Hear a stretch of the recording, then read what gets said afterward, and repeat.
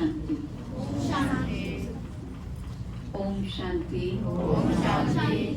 एक बार फिर से बोलेंगे प्यार से, ओम शांति। आज का दिन है कितना सुंदर, आज का दिवस महान। शिव बाबा से मिलने निकली ब्रह्मा की संतान। शिव जयंती या शिवरात्रि, ये शब्द आप सुनते चले आ रहे हैं।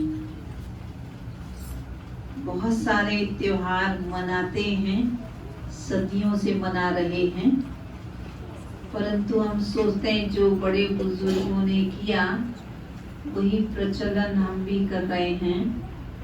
बाकी हम कुछ ज्यादा सोचने की जरूरत नहीं समझते, सिर्फ ये सोच लेते हमारे कुल में, हमारे रिवाज में कौन सी चीज मनाने की है, कितनी मनाने की है और कौन सी बात नहीं मनाने की, उसको नहीं मनानी, बस इतना आपको पता है। लेकिन ब्रह्मा कुमारी ईश्वरीय विश्वविद्यालय जहाँ पर आप बैठे हैं, यहाँ पर हर एक चीज का आध्यात्मिक अर्थ बताया जाता है।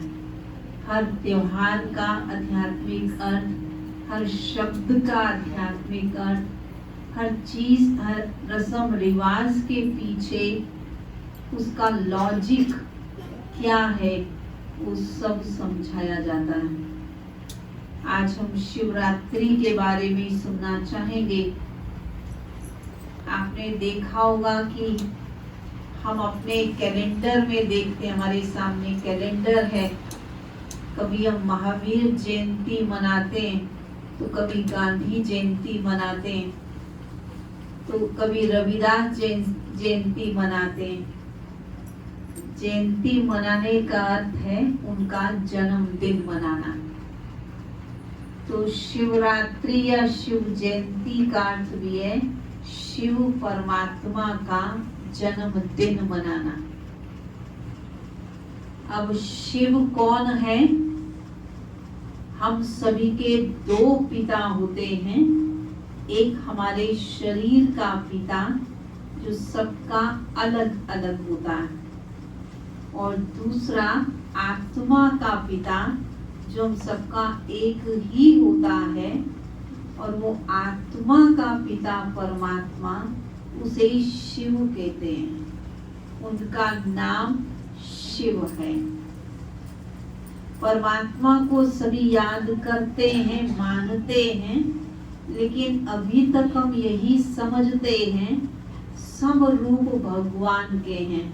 हनुमान जी हो या राम जी हो, दुर्गा देवी हो या लक्ष्मी देवी हो, सब भगवान के रूप हैं। और हम सोचते हैं किसी को भी याद कर लिया जाए। हाँ, याद तो हम किसी को भी कर सकते हैं, परंतु जो मेरा रिश्तेदार होगा, जो मेरा पिता होगा, वही मुझे अधिकार देगा। अन्य मुझे कोई भी अधिकार नहीं देगा। किसी बच्चे का चाचा या ताऊ भी प्यार तो करता है, बच्चा छोटा उसे खिलौने आदि भी लाके देता है, परंतु अपनी प्रॉपर्टी का अधिकारी ताऊ या चाचा नहीं बनाता, हमेशा पिता ही बनाता है। तो हमारे पिता कौन है? आत्मा के पिता कौन है? आत्मा के पिता है आत्मा जैसे। आत्मा चमकती हुई ज्योति है, एक सितारा है जो मस्तक के बीच में रहती है, और आत्मा ही शरीर को चलाने वाली शक्ति है। और उस आत्मा का पिता वो परमात्मा, वो दिव्य ज्योति है। उसी दिव्य ज्योति का यादगार ये शिवलिंग बना है, क्योंकि परमात्मा कोई देहधारी नहीं है, कोई नर या नारी वाले रूप वाला नहीं है, परंतु परमात्मा एक लाइट है, एक ज्योति है, एक बिंदु है। वही हम आत्माओं का परम पिता है। वो परम पिता भी, परम शिक्षक भी, परम सतगुरु भी है। और उनके हजारों नाम हैं, परंतु एक नाम सदाशिव है। हजारों नामों में उन्हें सोमनाथ भी कहते हैं, तो बबुलनाथ भी कहते हैं, पाप कटेश्वर, मुक्तेश्वर, ये सब कहते हैं। केदारनाथ, बद्रीनाथ, सब उसके नाम हैं। पर शिव नाम एक ऐसा नाम है जिसमें सारे गुण एक साथ भरपूर भर जाते हैं, सम्मिलित हो जाते हैं, इसलिए उन्हें सदा शिव कहते हैं। और उन्हें हम प्यार से शिव बाबा कहते हैं। क्या कहते हैं? शिव बाबा। तो हम आत्माओं का पिता एक ही है और वो है शिव बाबा। बाकी सभी ताऊ, चाचा, मामा हैं, ये जो जितने देवी देवता हैं, वो रिश्ता है हमारा, परंतु तुम्हारे पिता परमात्मा एक शिव बाबा हैं। अब शिव बाबा जी को हम देख रहे हैं और साथ में शंकर जी बैठे, उनको भी देख रहे हैं। अभी तक हम समझते हैं शायद दोनों एक ही हैं और कह देते हैं शिव शंकर भोलानाथ भंडारी। वास्तव में दोनों अलग अलग हैं।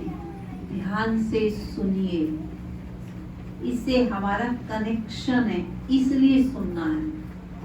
मेरा रिश्तेदार कौन है? मुझे शांति कौन देगा? मुझे सुख कौन देगा? मैं जो अपनी इच्छा को रखती, मुझे चाहिए, वो पूरी मेरा पिता करेगा। बाकी कोई व्यक्ति हमारी इच्छाओं को पूरा नहीं कर सकता। शंकर जी के लिए कहते हैं, उन्होंने तीसरा नेत्र खोला, सृष्टि का विनाश हो गया। वो विनाशकारी हैं और शिव कल्याणकारी हैं। शिव गोल गोल पिंडी है और शंकर महादेव नीलकंठधारी, डमरू वाले, ये नीलकंठधारी हैं। भक्ति करते तो बोलते हैं ओम नमो शिवाय, कभी ओम नमो शंकराय नहीं कहते। सत्यम शिवम सुंदरम कहते हैं, सत्यम शंकरम सुंदरम नहीं कहते। फिर हम कहते हैं ब्रह्मा देवता नमे, विष्णु देवता नमे, शंकर देवता नमे, और अंत में कहते हैं शिव परमात्मा नमे। तो ब्रह्मा, विष्णु, शंकर तीनों को हमने देवता का और शिव को परमात्मा का। तो शिव अलग है, शंकर अलग है, लेकिन दोनों की शक्ल अलग है, दोनों का नाम अलग है, दोनों का काम भी अलग है, दोनों का रहने का स्थान भी अलग है। परमात्मा ऊपर रहते हैं, कोई भी बात होती है ऊपर वाला जाने, तो जो सबसे ऊंचा स्थान है उसे ब्रह्म लोक कहते हैं। इसलिए जब हम आरती गाते हैं तो उसमें कहते हैं पार ब्रह्म परमेश्वर तुम सबके स्वामी। तो पार ब्रह्म के रहने वाले, तो निराकार ज्योति पार ब्रह्म का रहने वाला है। शंकर जी तो सूक्ष्म वतन में रहने वाले हैं। तो दोनों का सब कुछ अलग है, तो एक नहीं है। हमारा रिश्ता किससे है? मेरे को जब कोई तकलीफ आती है, दुख होता है, कोई प्रॉब्लम आती है, तब हम भगवान के पास जाते हैं मंदिर में, परंतु कौन किसके पास जाएंगे जो मेरी बात सुन ले? वो शिव बाबा के पास जाना है जो मेरी बात सुन लेंगे और मेरी बात का जवाब देंगे, मुझे जो चाहिए वो देंगे। हर पिता अपने बच्चे को सब कुछ देना चाहता है। आप भी पिता हैं, आप भी अपने बच्चे की हर इच्छा पूरी करना चाहते हैं, पूरी कोशिश करते हैं उनकी इच्छाओं को पूरा करने की। तो परमात्मा मेरा पिता शिव बाबा ही मेरे हर संकल्प को पूरा करने वाला है और मुझे याद शिव बाबा को करना होगा। आपका बच्चा कोई चीज चाहता तो आपसे हो, लेकिन बार बार मम्मी की गोद में जाके बैठता हो। आप कहते हो भाई अरे चीज मेरे से चाहिए तो मेरे पास आ, तब तो मैं दूंगा। मम्मी के पास जा, मम्मी की देगी, मैं क्यों दूंगा भाई? हम जा रहे शंकर जी के पास, हम जा रहे हनुमान जी के पास, और हम कह रहे को शांति दे दो, सुख दे। अरे देगा तो शांति का सागर ना, शांति का सागर तो शिव बाबा है। किसी कपड़े की दुकान पे खड़े होके हम चावल मांगने लगे, गुड़ मांगने लगे, भाई वो कपड़े की दुकान है, कपड़ा मिलेगा, माँ गुड़ कहाँ मिलेगा? गुड़ की दुकान पे जाओगे, गुड़ मिलेगा। तो जो शांति का सागर है, सुख का सागर है, ज्ञान का सागर है, शक्ति का सागर है, दुख भंजन है, वो एक शिव बाबा है, वो भोलानाथ है, वो हमारी भूलों को माफ करता है। तो उसके पास जाएंगे तब तो होगा सब। आप जहाँ पर आए हैं ये शिव बाबा का ही घर है, और जो बहनें बैठी हैं ये शिव शक्तियां हैं। शिव की शक्ति, शिव निराकार कैसे कार्य कराता है? वो अपनी शक्तियों के द्वारा अपने बच्चों को संदेश देता है। तो परमात्मा शिव, शिव बाबा हम सब आत्माओं के पिता हैं।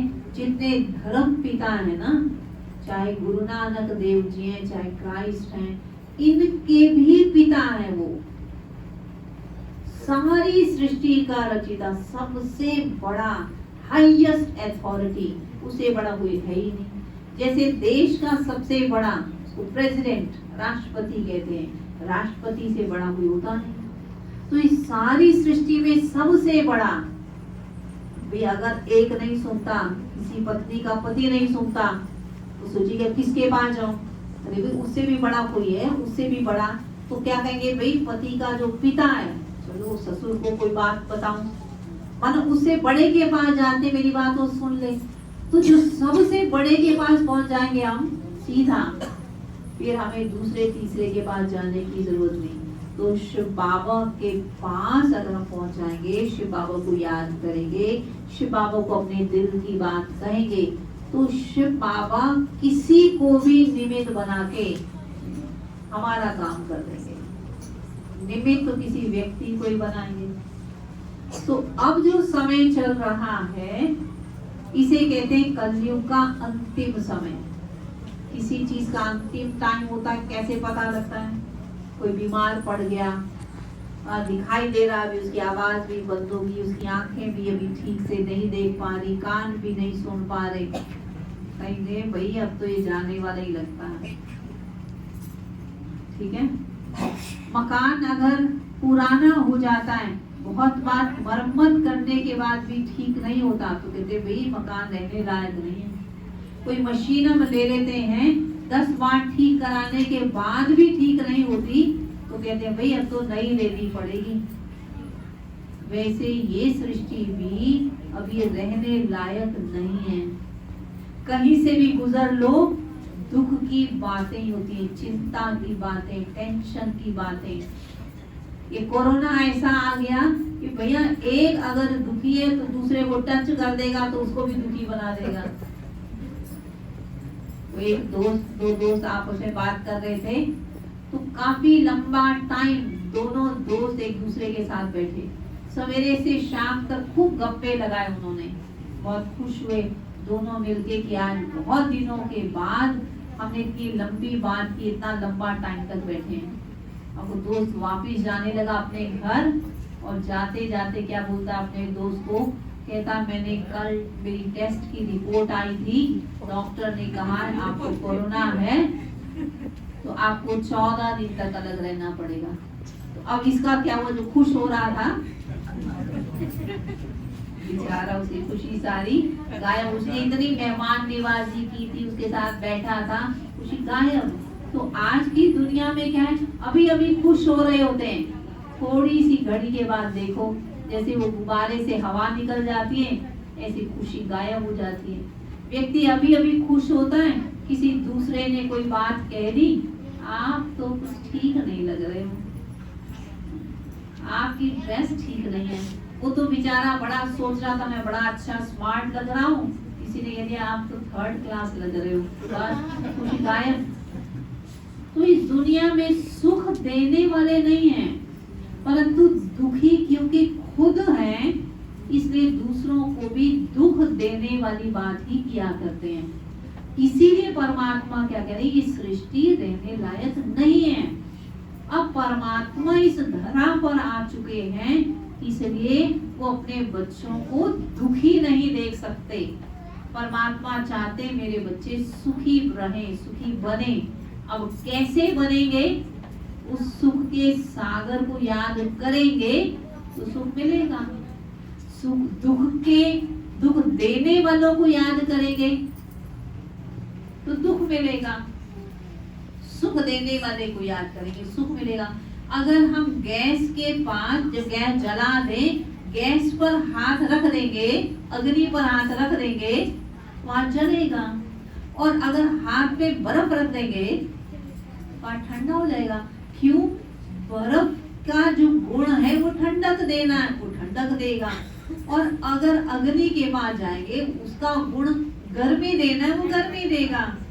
तो दुख देने वालों को ही याद करते रहेंगे, जो खुद ही दुखी हैं, तो आपको भी दुख मिलता रहेगा, दुख बढ़ता रहेगा। और सुख देने वाले परमात्मा को याद करेंगे तो सुख बढ़ेगा।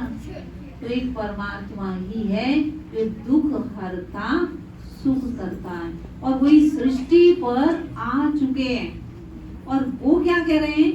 मैं निराकार हूँ। मैं कैसे आपको ज्ञान सुनाऊं, मैं कैसे आपको सुखी बनाऊं?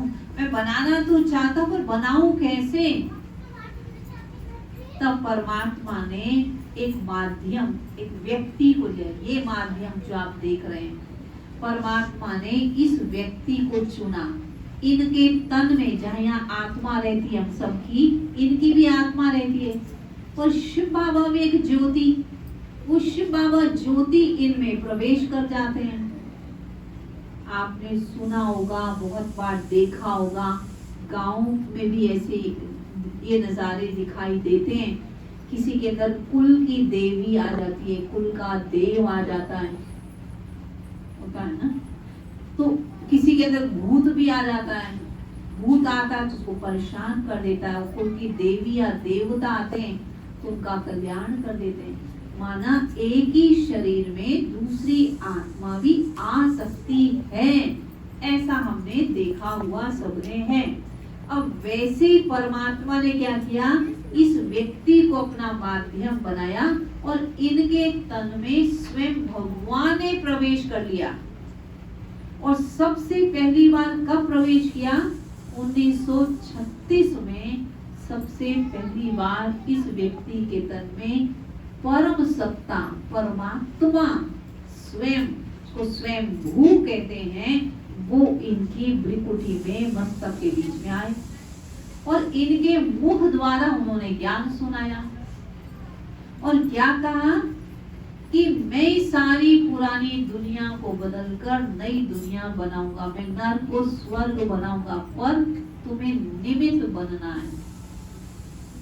परमात्मा ने कहा उस मुख के द्वारा, ब्रह्मा के मुख के द्वारा सबसे पहली बात ये कही परमात्मा ने, निज ज्ञान स्वरूपम शिवोहम शिवोहम, निज प्रेम स्वरूपम शिवोहम शिवोहम, निज पवित्र स्वरूपम शिवोहम शिवोहम, निज शक्ति स्वरूपम शिवोहम शिवोहम। स्वयं शिव बाबा ने उनके तन में प्रवेश होकर अपना परिचय दिया। मैं शिव हूं, मैं कल्याणकारी हूं, मैं तुम्हारा पिता हूं। एक माँ को या बाप को अपने छोटे बच्चे को खुद अपना परिचय देना पड़ता है। बच्चे को मालूम नहीं मेरा पिता कौन है, बच्चे को तो जो प्यार से उठा देगा वही उसका पिता माता हो जाएगा। लेकिन माँ खुद बताती है मैं तुम्हारी मम्मी हूँ, बोलो मम्मी मम्मी, अपनी फोटो की भाषा से सिखाती है मैं तुम्हारी माँ हूँ। फिर माँ बताएगी तुम्हारे पापा है, तुम पापा बोलो, पापा पापा पापा रटवाएगी, बार बार बताएगी। वैसे परमात्मा पिता ने अपना परिचय खुद दिया कि मैं तुम आत्माओं का पिता हूँ और ब्रह्मा के तन में मैं प्रवेश होके तुम आत्माओं को ज्ञान दे रहा हूँ। क्या ज्ञान दे रहा हूँ? तुम मनुष्य से देवता बन जाओ। उसके लिए अपने आप को आत्मा समझो, परमात्मा से नाता जोड़ो और श्रेष्ठ कर्म करो। जो कार्य कर रहे हो वो करो, परंतु करने का तरीका प्रभु स्मृति में रहकर हर कर्म करो। कर्म करो कमल समान, कमल कीचड़ में रहते भी कीचड़ से न्यारा है। ऐसे हमें कीचड़ में रहते, इस दुनिया में रहते भी, कार्य व्यवहार करते भी न्यारा बनकर रहना है। ये परमात्मा ने शिक्षा दी। तो अब परमात्मा को ये शिक्षा देते हुए 85 साल हो गए हैं, इसलिए हम उनकी 85वीं शिव जयंती मना रहे हैं। किसी का जन्मदिन मनाते हैं तो पूछते हैं कितने साल का बच्चा हो गया। अब परमात्मा का जन्मदिन मना रहे हैं तो परमात्मा कितने साल के हो गए। परमात्मा कुछ शरीर तो है ही नहीं, परंतु परमात्मा को ब्रह्मा तन द्वारा ज्ञान देते हुए, ब्रह्मा कुमार ब्रह्मा कुमारियों द्वारा ज्ञान देते हुए 85 वर्ष हो चुके हैं। अर्थात परमात्मा इस धरा पर इतने वर्षों से कार्य कर रहे हैं। हमने क्या करना है, परमात्मा को पहचानना है, परमात्मा से संबंध जोड़ना है, परमात्मा से अपना अधिकार लेना है। और अगर परमात्मा से अपना अधिकार हमने नहीं लिया तो खाली हाथ रह जाएंगे। तो इसलिए खाली हाथ नहीं रहना, सबको भरपूर होके जाना है। तो आप सभी जो जगदम्बा में कॉलोनी में बैठे हो, तो सभी जगदम्बा को तो क्या बोलते हैं, भरपूर माँ। माँ तो भरपूर होती है, तो आप सभी भी भरपूर रहने वाले। तो ऐसे शिव बाबा से हम ऐसा नाता जोड़ लें, क्योंकि जिससे नाता जोड़ लेंगे उसके जैसे बन जाएंगे। तो शिव बाबा जो गुणों का सागर है, उस गुणों के सागर से अपनी झोली को भरपूर करें और अपने जीवन को संपन्न सफल बनाएं। ऐसा जीवन हम बना लें कि जब हमें इस संसार से जाना पड़े, जाना तो है ही, आज नहीं तो कल। वैसे भी मौत का बाजार बहुत गर्म है, शरीर का कोई भरोसा नहीं है। ये जो पहले सोचते थे कि हम इतना कमा लें, इतना जमा कर लें, हमारे पोते जोतरे खाएंगे, पीढ़ियां खाएंगी, अब वो टाइम नहीं रहा। जवान जवान शरीर छोड़ के चले जाते हैं। कोरोना काल में कितने लोग मर गए पता ही नहीं, और उनकी सुध बुध भी नहीं, उनको कोई हाथ नहीं लगा सकता। ऐसी बीमारी, उनको कोई, आप सोचिए इतना रिश्ता, जिस माँ ने जन्म दिया उसको ही कोरोना हो गया, तो बेटा कुछ नहीं कर सकता। बेटे को जन्म किसने दिया था, वो भूख अग्नि देगा। ऐसी बीमारी में कहाँ भूख अग्नि देगा, नहीं दे पाया ना। ऐसा टाइम आ रहा है कि किसी के मरने पर कोई दिया नहीं जला पाएगा। इसलिए परमात्मा पिता कह रहे हैं मौत का भरोसा नहीं है। आप अभी से, कहते हैं शुभ काम में देरी नहीं करनी चाहिए। जब शिव बाबा इस धरा पर आ चुके हैं, शिव बाबा अपनी हम झोली को खोल के बैठे हैं और कह रहे हैं आओ बच्चे, आओ बच्चे।